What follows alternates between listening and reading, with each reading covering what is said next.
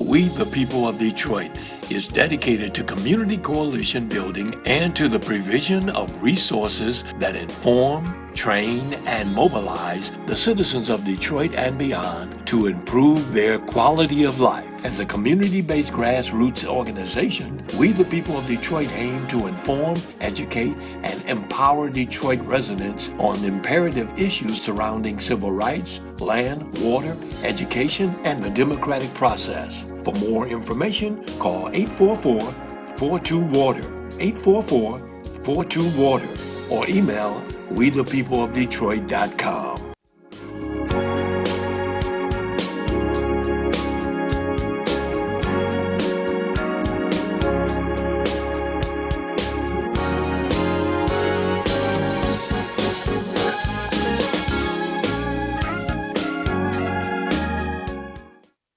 Wake up, Detroit. I'm Joanne Watson, and this is your wake-up call.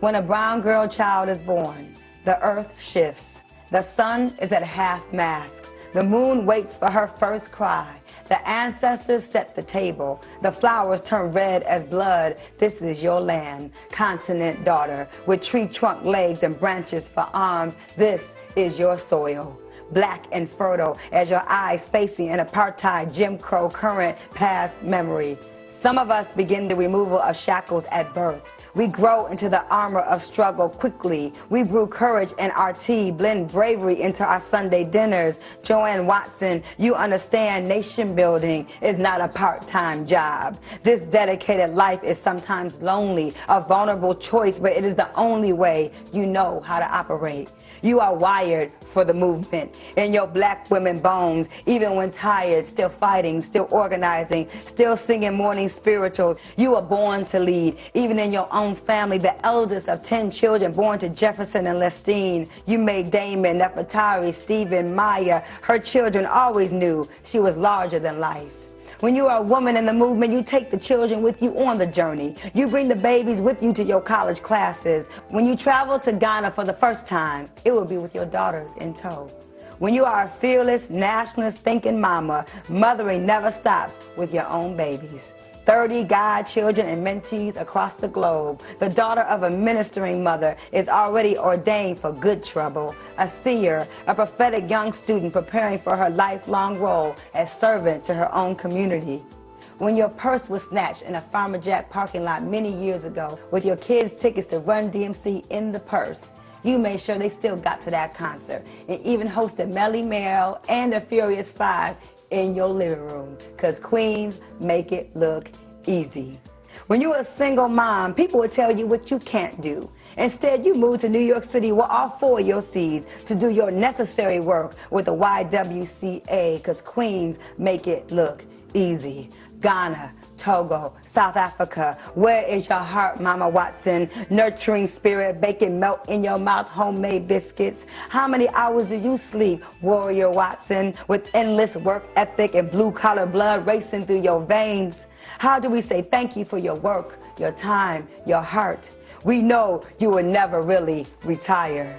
There is a fire on the path to freedom. There is smoke, there is sacrifice. There are stories of justice, of women, of Tubman, Sojourner, of Angela, Asada, Coretta, and Merle, and Betty, and Queen Mother Moore. Some of us know we are ancient, that our marrow is laced with legacy, that we are here to bring light to our daughters. Sometimes it just takes one woman, a mother, a grandmother, a Spitfire, griot, a sister, the only woman to lead the NAACP's largest chapter. She, daughter of the movement, of Rosa, of Irma. She was a birth that gave birth to possibility for other young activists like me, a true D woman, frontline Fatima, Nigerian blood, councilwoman, leader, truth teller, Joanne Watson, social worker, president of the Anti-Klan Network, sister, inspiration, dedicated to the protection of girls and the voices of women wrapped in West African beauty, regal and resilient. Wake up, Detroit. Wake up, South Africa. Wake up, Cuba. Wake up, small business owners. Wake up, White House. Wake up, reparations. Wake up, teachers. Wake up, women. Wake up, schools. Sleeping is not an option when the Honorable Joanne Watson is in the room.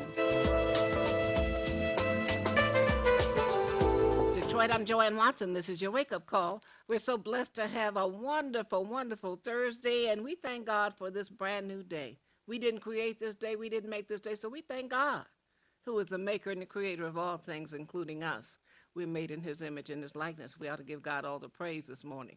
We thank God for a sister in the house. Sister Tahira Ahmed is in the house, a wonderful guest who is a Pan-African nationalist activist. She's a public relations expert. She knows all about what's happening in the movement and what the people of our community need. And I want to welcome her to the wake-up call. Wake up, Detroit. Tahira Ahmed is here. Wake up, wake up. Wake up, Detroit. Wake up, diaspora. Come on now. Looking beautiful. Thank you. And you're so wonderfully involved in all the movements in this community. And we thank you for that activism. Oh, thank you. Thank you. Thank the goddess. Thank God. Thank all of our ancestors for putting me here in this position and next to the queen of Detroit. Oh, mercy. You are the queen of Detroit. Everybody knows it. I'm an humble servant, and one of the things that makes me humble are wonderful people like you. Well, I stand on your shoulders. I Thank thank you you. so much, and thank you for inviting me to your wonderful program, Spiritual, giving light to Detroit, giving light to Black people all over the planet. We appreciate you. Thank you. I appreciate you being here, and I'd love to have you talk about some of the issues that are on the floor today for Detroit, including the new reparations task force. You know, I'm on it only because Monica Lewis Patrick told them y'all need Joanne Watson, not me. Thank you, Monica. You're doing the right thing. I want to thank Monica Lewis Patrick and we the people of Detroit for being a sponsor of Wake Up Detroit. We're so blessed to have them and their sponsorship and their hard work on behalf of our people. You ain't kidding. I also want to thank you for helping us sharpen the knives, for making sure that critical issues like why not return the money back to the people who were overassessed property taxes? Why not give them their money back? Because they're setting a narrative that Black people can take it. We can take the injustice. We'll be all right. It's a pandemic. We stole $600 million from you. We illegally foreclosed on homes, legacy homes, for thousands of Black people in Detroit. But they can take it. They can wait. No, we can't. No, we can't We're wait. demanding our money back. We're demanding you find the people that you stole their legacy homes from. That's right. And replace it. That's Make it. them whole. Give them some money. Do something. Mike Duggan, now look, you said you found $60 million last year. Now you done found $100 and something million this year. And you're not giving it back? You said you're not going to pay us back? I don't think so. No justice, no peace. Come on now. I want to share with you the 20-plus points that I suggested that this new reparations task force for the city of Detroit should look at as they make recommendations for how to make the city whole. Okay. Number one on the list, repay the property taxes that were overassessed. That's number one. Number two, repay the descendants of Black Bottom for the assets that were destroyed during the Eisenhower administration, so-called urban renewal, which was Negro removal. Yes. Destroyed, decimated 350 Black businesses. 350 Black businesses that were built because other businesses in the city would not accept patronization from Blacks. So the Black hotels we had, like the Gotham Hotel, those businesses had to be erected because our folks weren't allowed to stay in the Book Cadillac Hotel. Mm-hmm. Nat King Cole would come to town to sing for everybody, but he couldn't stay in everybody's hotel. Another thing on the list, repay Detroit citizens who have been over-assessed water fees.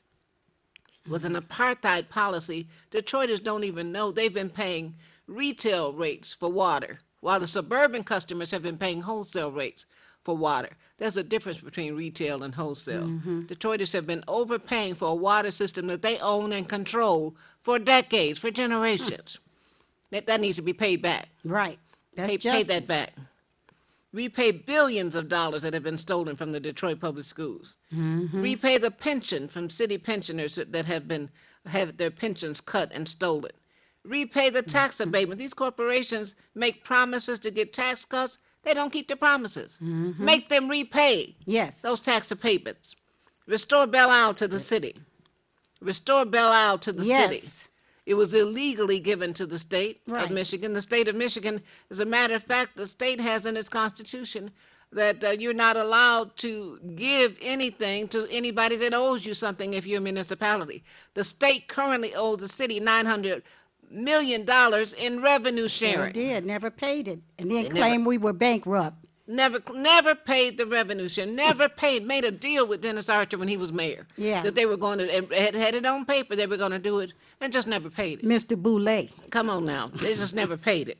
the Boulay man. Reinstate the public lighting department. Who gives away? Well, who closes public lighting if you have a utility that you own? Right. We could have our own lights from our own entity, our own public utility, and not have our people forced to use DTE, which is robbing people blind. Wow. Speaking of DTE, speaking of No, DTE, don't speak of them.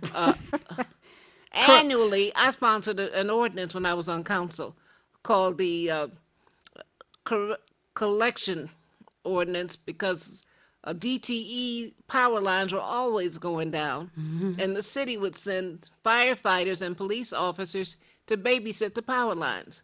In 1 year, that cost the city $8 million. $8 million. So I wrote an ordinance saying when our people have to babysit DTE power lines that have fallen down to keep our people from being electrocuted, they should pay the city back. Yes. Every year. Nobody was charging them.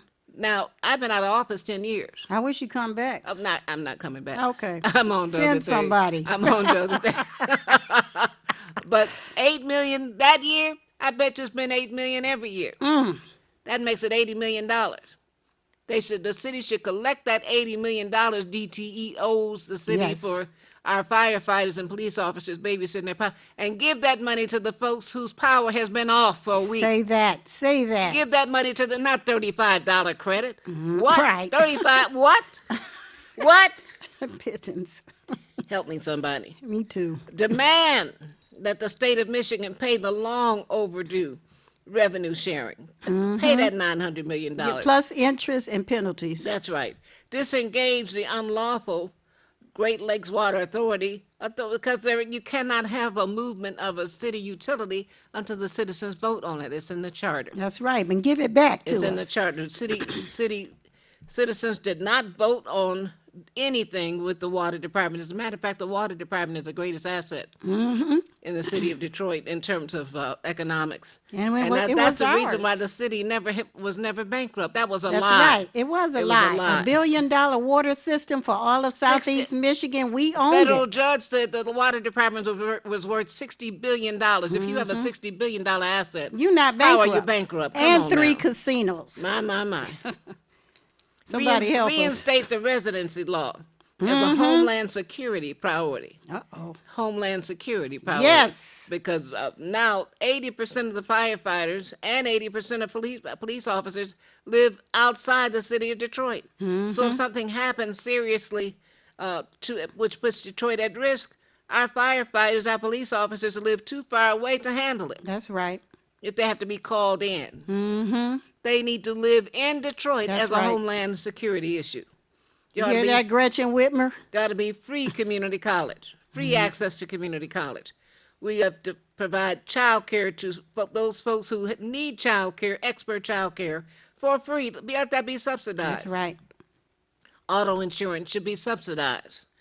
DDOT bus service should be free to Detroit residents. Yes. Give homeless and housing insecure people these 40,000 city-owned properties so they can return those homes to the tax base. Don't spend a whole millions of dollars just tearing Tearing down them the down. houses. Let homeless people and people who need housing move into Amen. the 40,000 city properties. Compel hands to pay the land's true value with the legalities in force. They promised they were going to build fruit farms and vegetable farms, and now they're flipping them and making money. Reimburse and compensate all the people who are harmed by the illegal bankruptcy, unconstitutional emergency manager efforts, bank foreclosures, which were illegal, and related issues. Return the land bank payments. I voted against the land bank every time. To Good. citizens who bid on properties but That's were why we ultimately need to. unable to own due to slow rehab. One of the things, free health care. Yes. Got to be free health care because our people suffer for lack of attention and for lack of nurturing. Thank you. Thank you. That's beautiful. So that, and that's just the beginning. Yes, it is. That's just the beginning. When I think about the number of people who lost their businesses, lost their homes, when Black Bottom was shoveled and disheveled and eliminated, that wiped out black wealth. Yes, it did.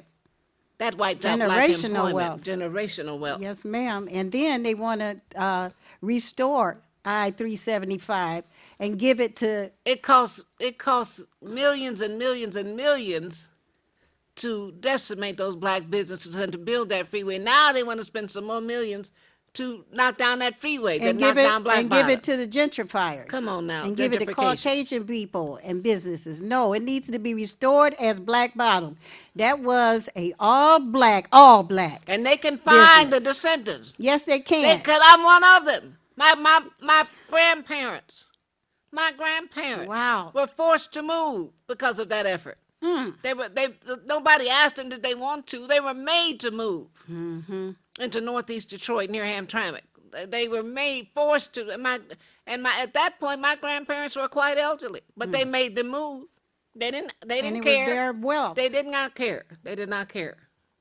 Wow. So it's their wealth. That's who the new I-375 should go to. It should be a remake of Black You Bottom. can find the descendants of people who own those businesses, their grandchildren, great-grandchildren, great-great-grandchildren, do the work. That's reparations. That's it. And all of the corporations that got rich off of enslavement. You better say like it. J.P. Morgan Chase, Come on Chase now. Bank. Say All of it. them should pay into a fund to issue checks to the descendants of black people here in Detroit. That's J.P. Morgan Chase. That's the cotton industry. That's the sugar industry. That's the tobacco industry. That should be put into a fund. We need money. Yes, we do. And we need the universities. They got rich off of enslaving our people. Wachovia. The insurance companies. We want money going into a reparations fund that will give, the people need money, but we want also justice. We want. And it's not a handout. It's a debt owed. Yes, That ma'am. was That's what reparations reparations rate. rate. Reparations rate. That's not a handout. It's a This debt is owed. a debt owed. Yes, reparations rate. I love him so much and miss him. He was the founder of the reparations movement, the modern day reparations movement in Detroit. And Reparations Ray Jenkins founded NCOBRA chapter in Detroit. He was a co-founder of the National NCOBRA at the national level, and it was Reparations Ray Jenkins who was a friend of Congressman Conyers. But it was Ray Jenkins, after the Japanese Americans received $20,000 checks and a letter of apology from the United States government in 1989. Reparations Ray told Congressman Conyers, Congressman, you got to do some kind of legislation for reparations for black folks. He told him quietly, then he started following the congressman around. Everywhere the congressman was making a speech, I believe it. Reparations Ray would show up at the microphone, acting like he was on the program. Congressman Conyers, we need reparations for black people. Japanese Americans got it. 5 years they were treated bad during the World War II. But for us, 246 years, we need reparations. Just like him. It's not a handout, it's a debt owed. Debt owed. He was at the microphone over and over again. Congressman was wiping his brow. Oh, there's Ray again. But He didn't quit, and finally, the congressman said, Ray, I'm going to do it. awesome.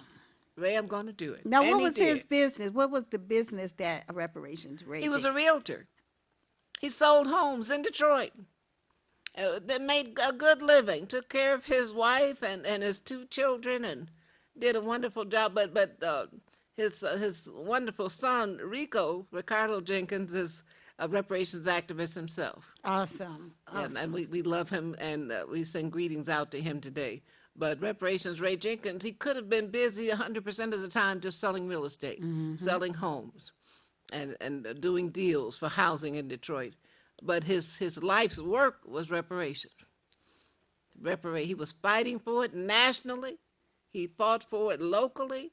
He went international. He did all he needed, all he could do to make sure our people would wake up. He talked to every politician in this community. But it was Congressman Conyers that introduced the H.R. 40 bill. 40, of course, was that 40 acres we never got, 40 acres and a mule. And it was, so that issue, H.R. 40, is right at the heart of the reparations movement and why Detroit is so important to the national reparations movement, because H.R. 40 came out of Detroit. Yes, it did. And it was tabled for how many years? Well, every year Congressman Conyers reintroduced it, but it never got passed. Never got reintroduced over and over again. And finally, Congresswoman Sheila Jackson Lee, who's the sponsor now of H.R. 40, she introduced it. It did pass the House. Okay. It did pass the House and was greatly supported by Democrats. When it got to the Senate did not put it on the table like the House of Representatives did, and that was tragic because it could have become law last year. Now, what is Representative Maxine Waters doing? I think is very, very interesting. She is still a absolutely fire-breathing activist, and she supports reparations. She always signs on. She's a revolutionary. Yes, she is, and she said that the Indians, Native Americans, was given reparation. They owned slaves. They enslaved our ancestors. It's better put. Well, you know, Dr. Claude Anderson says that also. And that Black they labor, were white wealth. given reparations, and they were supposed to give it to our enslaved ancestors that they enslaved. They were supposed to pass that. The government, American government, said, okay, we're going to give you these reparations, but we want you to free the slaves that you have, and we want you to give them some reparations, and they never did. So Maxine Waters is introducing a bill to compel and make them give reparations to the ancestors who also were as part of the Trail of Tears, where they were forced to walk across this country to Oklahoma. And if people can understand that it's not just the American government, Right. Wall Street, and tobacco, sugar, and all other industries that received billions of dollars from enslaving us, but it's also Native Americans who enslaved our ancestors. And They have to pay What reparations. most people don't know is that the Confederates who were fighting against the United States in the Civil War, the Confederates who lost the war received reparations. They received compensation did. for their, quote, losses, not having access to Africans who had been enslaved. And they paid the slave owners Yeah, they received Reparations. compensation. They received compensation. instead of us. We have a whole list of entities who received reparations for folks who don't think anybody's ever gotten. Yes, they have. Right. The United States has paid billions and billions and billions of dollars in reparations to every other group except us. Right. The plantation owners. By Should America Pay? Should America Pay by Ray Wimbush, who was executive editor. You can get it on Amazon. You can get it at any black bookstore. Should America Pay? And several of the chapters in that book, I wrote one of the chapters, lists all of the money that has been given in the past to different groups who have received reparations from the United States. That's why you have to be on that reparations committee. It wouldn't be one. We'd say it's a sham if he wasn't on there. Well, I didn't put myself on. I was nominated I by know. Monica See, Lewis the Patrick. ancestors know what is in divine order. That's what that is. We're so grateful to have the opportunity to have our sister Tahira Ahmed here. She's an activist. She is a person who knows the movement well, has been in the movement. And I'm going to ask you to talk about who brought you into the movement and your role models in the movement when we come back after this break. Our sister, our very special guest, Sister Tahira Ahmed. Wake up, Detroit. We, the people of Detroit, is dedicated to community coalition building and to the provision of resources that inform, train, and mobilize the citizens of Detroit and beyond to improve their quality of life. As a community-based grassroots organization, we the people of Detroit aim to inform, educate, and empower Detroit residents on imperative issues surrounding civil rights, land, water, education, and the democratic process. For more information, call 844-42-WATER, 844-42-WATER, or email wethepeopleofdetroit.com.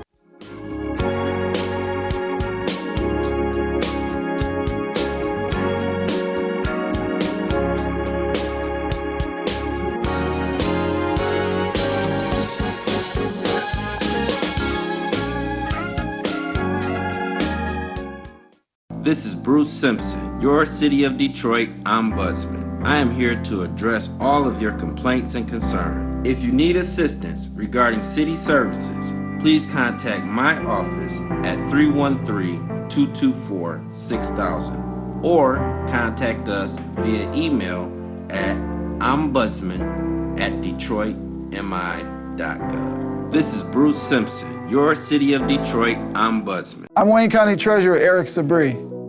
We are living through unprecedented times with a global pandemic now approaching its third year. As a result, the Michigan Homeowner Assistance Fund was created. This fund, administered by the state of Michigan, is designed to help homeowners cope with pandemic-related hardships, such as delinquent property taxes. To see if you qualify, please visit. Call 313-388-9799 or email taxinfo@waynecounty.com. We're here to help.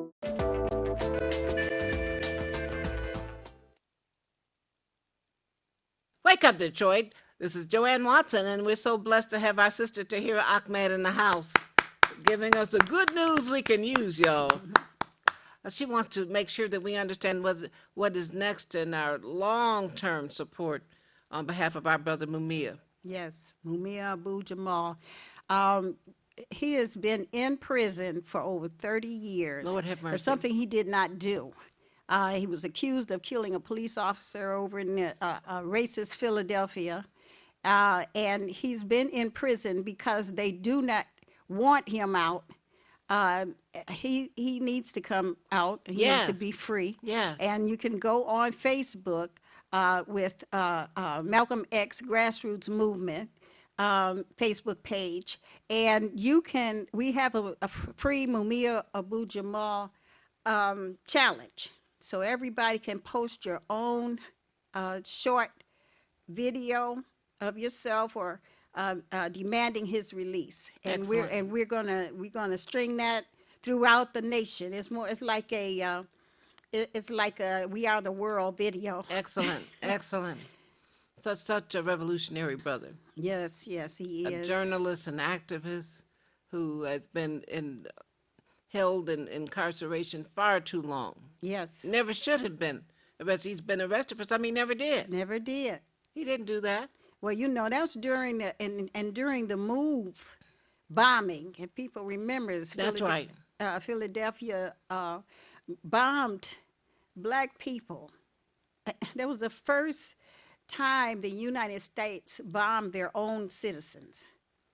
And they bombed them because they were resisting. They were coming off the grid. They were resisting American injustice and bombed our people. Mumia wrote about that. So we want everybody to go to hashtag Free Mumia. Yes. Hashtag Free Mumia. That's capital F REE and then capital MUMIA. Free Mumia, and it's a Mumia challenge, and you can put your own video on there. And we'd like for journalists, yes, our black journalists, come on, join the challenge, because he is a black journalist. That's right. And the reason why he's in prison is because he's a black journalist. Come on now. And he's telling the truth, and that resonates throughout the world when you are in the media like us, like Joanne Watson, Reverend Joanne Watson, and many other black media people that are about justice. Go ahead. You get in the media and you can be a Sambo. Oh! She And, said, and you "Some know, are." yeah, we got them. You know, we do. We have the people that are the house Negroes that you know they all seem to be able to get shows. You know, to do what Massa want them to do. Have And you know mercy. now, he who pays the piper calls the tune. Come on now. So if they're paying you for a show and you talking against our people, you know why? My Lord. It's because the massa wants you to want you to be a good house Negro. And we got a lot of house Negroes. Oh, but Lord. we've got a superstar right here, people, and we want to We have a always. superstar who is waiting on the threshold to be officially named by the city as Poet Laureate. Yes. That's our sister, Yes, ma'am. Dr. Glory- Neb, Dr. Gloria House. Neb Yes, and we want everyone to uplift her and support her and make sure she becomes Poet Laureate. And you know, there was a wonderful effort, still is, led by our brother Malik Akini, who's very busy trying to get this black food co-op supermarket up Detroit on Woodward and Euclid. People's Food Co-op. yes. Amen. And we're so happy about that. And we want people to join it. That's right. Put your money in there. That's become right. become an owner, part owner. Say that. Go on Facebook, Detroit People's Food Co-op. That's I'm glad right. you mentioned that. I was trying to keep all Well, of you them. know, I love Malik Akini because he's an institution builder. Yes. And I watched him build Inseroma Institute. Yes. And which was a wonderful African-centered school, and that he opened a bookstore on Livernois and was providing a special information for our people. He's working with, and still is working with, a jazz group and a musical group. He's part of an ensemble with Greg Okay, yeah. McKenzie, and they perform regularly throughout our community. He's just And Mollywop. Mollywop. And he also was crucial in developing African-centered education. Absolutely. Where we all, as a community, work together to get African-centered education instituted in the 90s. That's right. So every school in Detroit public schools had to teach from an African-centered point of view. That's right. And so if you're going to teach mathematics, you got to teach about the pyramids. That's right. You got to teach about black people in mathematics. You That's got to right. teach about black people in science. Lewis that. Latimer created the Malcolm filament. X Academy, which was started by Dr. Clifford Watson. Yes. Whom we loved and respected, God rest his soul, was one of the examples of African-centered schools started inside the city of Detroit as part of that movement. Yes, ma'am. And Mama, we just lift up the wonderful efforts of the Dr. W.B. Du Bois Academy. yes, ma'am. You know, I went to Dr. Arthur Jefferson in Yes. the 80s. I said, we demand black children to know who they are. What are we in? It's the blackest city with the biggest, blackest student in our Sure. Right. So we got all these black kids in the school and they don't know anything about their history. So Dr. Jefferson, we demanded, so he had me go to Dr. Catherine Blackwell My. and to Dr. Norman McCrae, Well- and we all sat down and we started putting it together. To me, it was going too slow. So I called together Brother Malik Yakini, Yes. called Mommy Zainab Humphrey. Bowie. I called together Did Brother you call Queen Bonachi. Mother Imani Humphreys? No, you know what? I did not. But Okay. I called these brothers I have been working with. Okay. With the Black Reading Month Oh, yeah. community. I was with, and Malik Yakini was on, Yes. and David Rambo, Helen Ray, and we all got together and we put together the Community Task Force for Education. Once we did that, we were able to put more emphasis on African-centered education. Brother Mzeta Bowie said, wait a minute, we need African-centered education, and we need to, not Black history classes, but we need to involve the Association for the Study of Classical African Civilization. That's right, ASCAC. Right. So that's how we got involved with that. And we're also, at the time, Detroit Public Schools had their own radio station. Yes. 90.9 FM. So we all had our own radio shows. My show was African Worldview, named by Brother Nzena Bowie, and his show was Word Up, if people remember. It was on 90.9 FM. Yes. So we were able to combine the change in the curriculum, which went through all Detroit Public Schools, not just one or just academy here, academy there. The other academies came about because people took their own initiative. Right, like Queen Mother Monty Humphreys. Right, exactly. Who was an absolute forerunner. Aisha Shule. And then that began as an CD elementary. schools. Absolutely. And she was a forerunner. And she was also the person who provided the foundation for many of those who got involved in African-centered education. Yes, ma'am. She was my leader. My. That's that. You said who inspired me? She did. CB Schools, Brother Malik Yakini, Brother David Rambo, all of us got together because we saw the need as a community. Yeah. Well, what happened? We got all of these academies. We had Mae Jemison, we had Marcus Garvey, we had Malcolm X Academy. Come on now. Which, incidentally, they started shooting at the kids because it was on the border of Dearborn. Right, in Warrendale. And then when they go out to play out there, the folk, Caucasian people or racists was shooting at our kids. Kwame Kenyatta and I had a meeting with the Honorable Coleman Alexander Young about the Malcolm X Academy students being attacked, and of course we had all the leaders involved with Malcolm X Academy there, and a couple of school board members, and we also had the police chief, Police Chief Knox at that time. Wow. We were sitting at Mayor Young's house, and he listened to our complaint. We talked about the Warrendale community and how our children were being attacked, and the mayor listened. And he said, well, we're going to have to do something about that, and y'all get some walkie-talkies. And one of the things the police chief said during the meeting is, well, now, Mayor, I don't think they ought to have walkie-talkies because that might interfere with the police communication. The mayor turned around and looked at him. He said, who's the doggone mayor? He didn't say doggone. I'm saying doggone. I know. Who's the doggone mayor here? As I said, you can have walkie-talkies. Honorable Coleman Alexander. You know, he would have the white media shivering in it. And I remember Cheryl Choden, whenever she got ready to ask him a question, she would like this up. For good reason. Yep, right. Straight no chaser.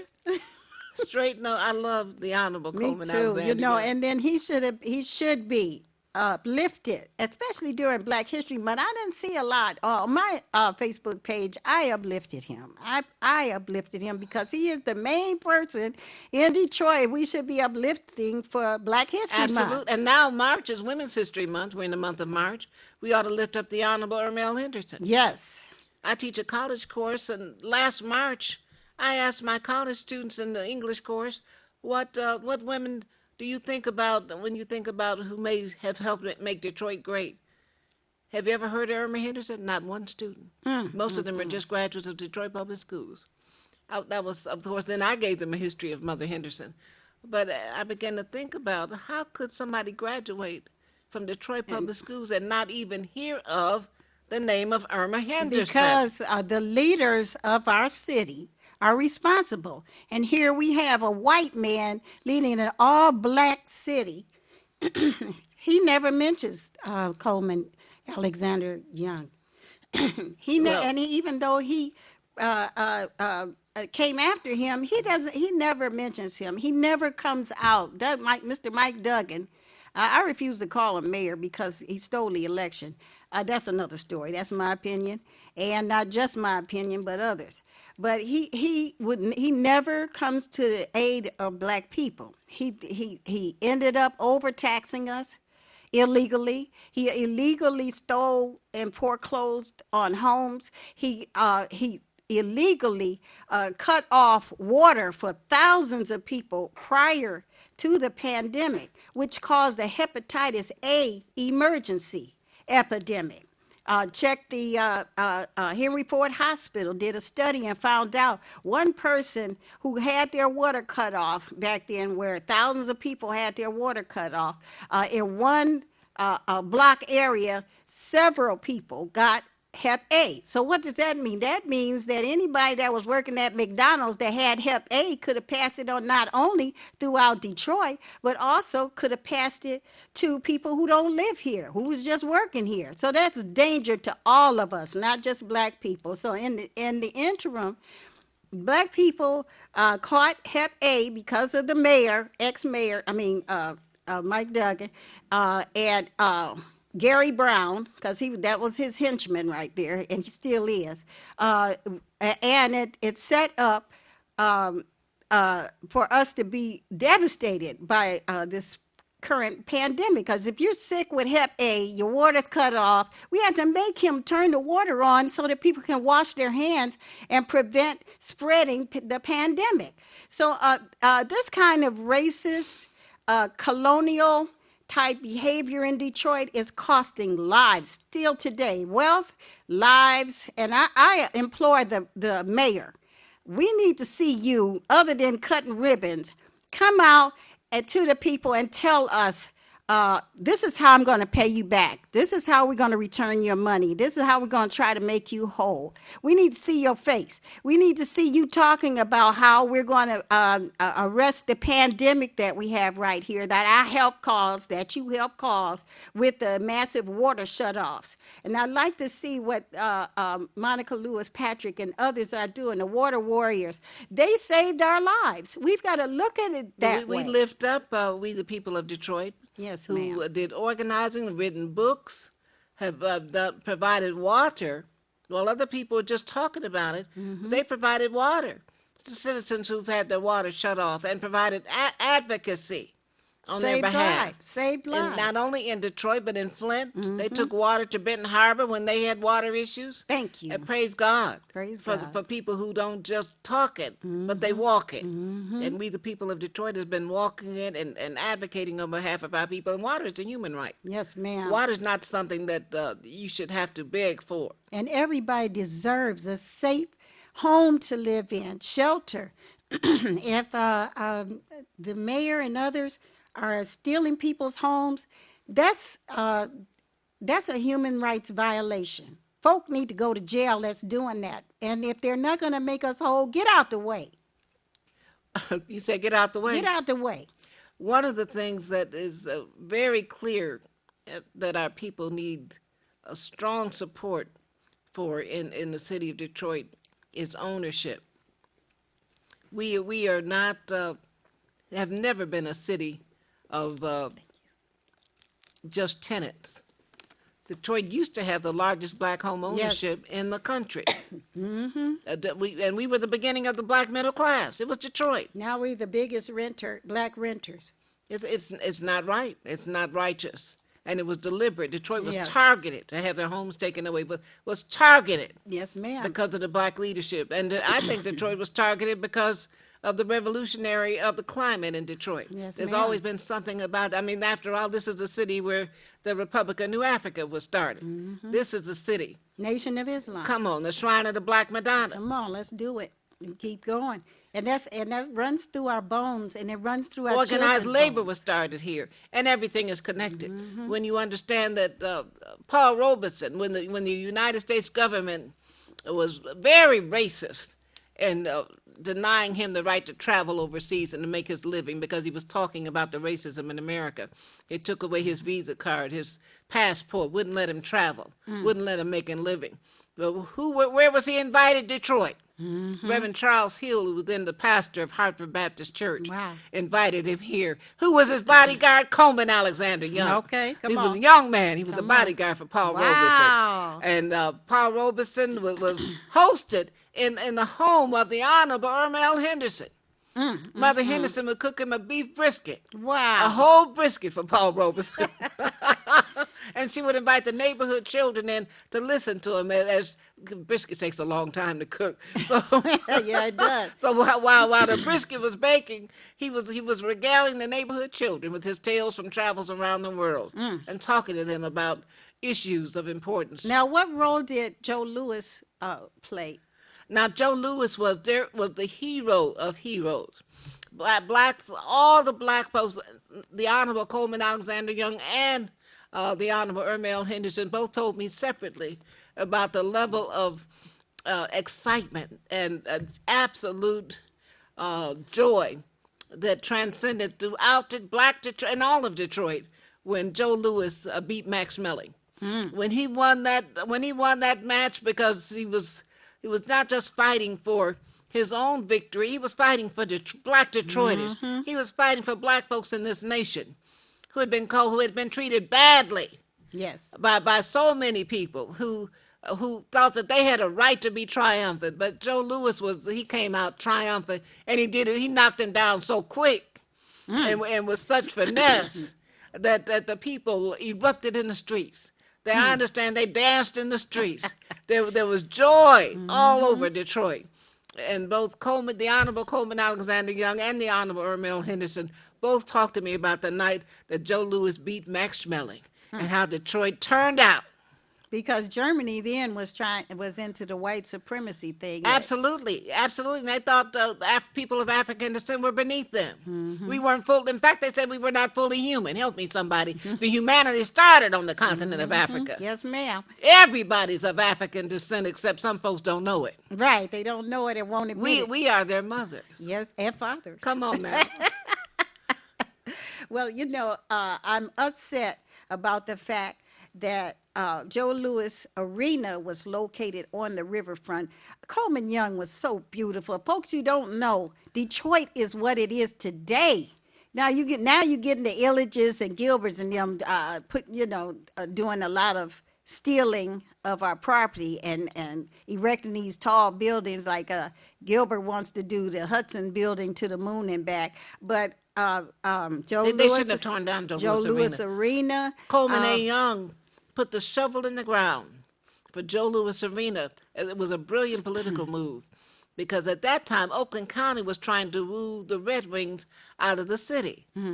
Mayor Young, who was brilliant, he wasn't just a great politician, he was brilliant. He was a strategist extraordinaire.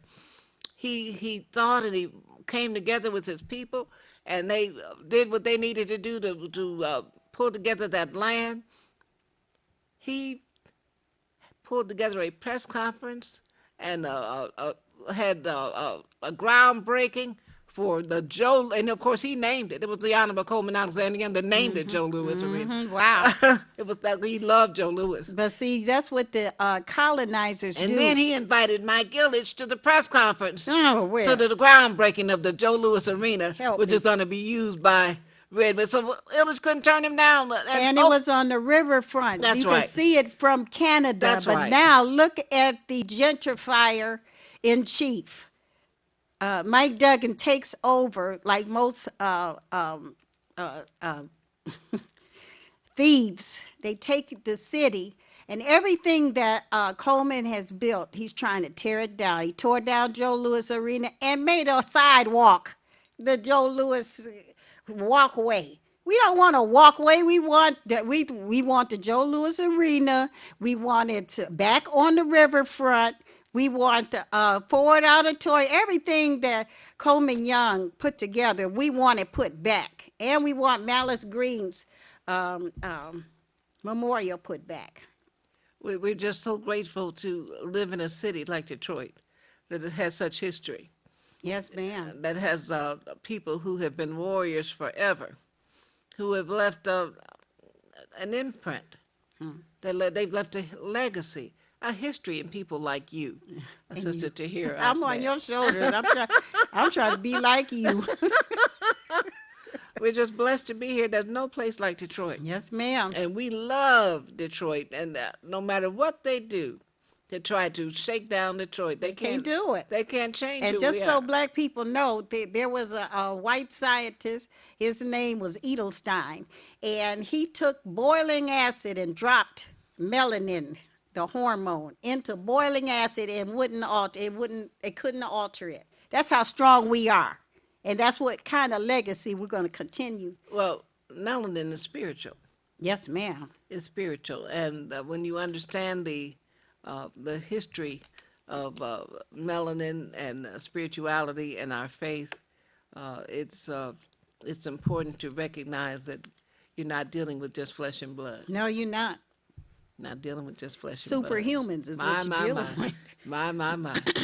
We give God all the praise. Only God is worthy to be praised. We thank God for this opportunity to just be still and know that God is God all by himself. And during this month, March is Women's History Month, we not only want to lift up the Honorable Irma L. Henderson, Yes. But all the great women in our community, the great women in your families, the women in this nation and in this world. Yes. We want to acknowledge them because sometimes women have been at the same table doing the same organizing, but at the end, only the men's names get called. Well, in Africa, the kings are chosen by the women. That's right. You have to be the queen. You're not a chief until the Queen Mother says so. That's right. My. Because we're the ones that birthed the whole human race. It's mitochondrial DNA that everybody's traced back to. You better teach. The oldest bones in the world were found in in Southern Africa. Yes. All of us come from black people of Africa. That's right. That's right. Tim, somebody's at the door. We thank God for the knowledge of our real history. Yes. That's why we need to read, do research, and know. God bless the child that knows his own. Yes, ma'am. We want to thank Dr. Sheikh Anta Diop for being the man who created the carbon dating so that we could find out whose bones is that. That's the oldest in the world. We're at least up to 3 million years old. Come on now. That means we predate every single race on the planet. That means everybody come from us. Everybody. Whether you want to come from black people or not. And this is not something that is just said by Africans. Mm-hmm. The National Geographic says that, and they are not Pan-African. Right. They said the oldest human remains are found in Africa. That's right. But we already knew that. Right. Anybody who reads scripture, in the beginning, look at those rivers that converge in the Garden of Eden. Right. All those rivers are situated in the continent of Africa. Yes, ma'am. Say that. Life began in Africa. That's right. And it ends with black people. It My, begins my, with black people, and it ends with we're Alpha and Omega. You better That's say us. it. We here forever. You can't get better rid say of it. us. Come on now. You can't even get rid of us in boiling acid. Oh, We're going to say be it. here forever. Say that. We're so blessed to have had the leadership, the voice, the vision of our sister Tahira Ahmed. Thank you so much for being a blessing to Wake Up Detroit. Thank you for inviting me. You are a blessing. Thank you for what you do. Thank you from the bottom of our heart, and our ancestors love you and protect you. Thank you. I want to Dr. thank you in a Joanne special way. You were an unsung hero during the reparations convention that was held in Detroit. And I just want to publicly acknowledge the role you played. I was the chair of the event and very happy to be in that role. I love the reparations issue, and I was able to invite and have him show up for his last public event, the Honorable Don Conyers, to receive a Lifetime Achievement Award. Yes. At that event. We were able to invite and host the Honorable Minister Louis Farrakhan. We Yes, were ma'am. able to invite and host people like the Honorable Judge Greg Mathis. Yes. And so many other reparations supporters and proponents and activists. And we were able to do all of that only because we had help from people like you. I didn't really have a whole committee. It was you and our brother Abdul. God bless you. God bless Thank you for standing in for me at the Hotel St. Regis and at the Charles H. Wright Museum and everywhere we needed to be. You were there. And I thank you.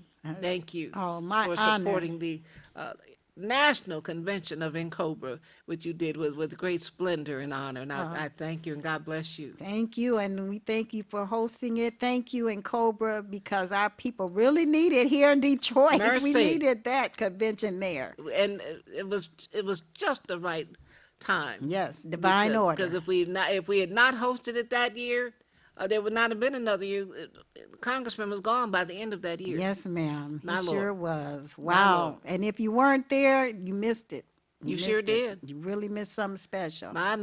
To see John Conyers, Honorable John Conyers, Who was the sponsor of H.R. 40. H.R. 40. At the behest of Reparations Ray Jenkins. Yes, ma'am. Come on, somebody. You missed it. To be in the presence of people as powerful as Dr. Watson, Dr. Leonard Jeffries. Yes. And also many other people who were there. Yes. Obadelli. Yes, Dr. Mario Obadelli. We thank God for the memory of Dr. Mario Obadelli and the presence of Dr. Leonard Jeffries, whom we love and respect. Yes. We thank God for our sister. We thank you, Sister Tahira Ahmed. Thank you. God It's bless been you. an honor. Thank you. We God invite bless you. everybody to Westside Unity every Sunday at 11 a.m., 4727 Joy Road in Detroit. Where else but Detroit? The light of God surrounds you. The love of God enfolds you. The power of God protects you. And the presence of God watches over you. Wherever you are, God is. And all is well. Amen. Amen. Wake up, Detroit. We, the people of Detroit, is dedicated to community coalition building and to the provision of resources that inform, train, and mobilize the citizens of Detroit and beyond to improve their quality of life. As a community-based grassroots organization, we, the people of Detroit, aim to inform, educate, and empower Detroit residents on imperative issues surrounding civil rights, land, water, education, and the democratic process. For more information, call 844-42-WATER, 844-42-WATER, or email wethepeopleofdetroit.com.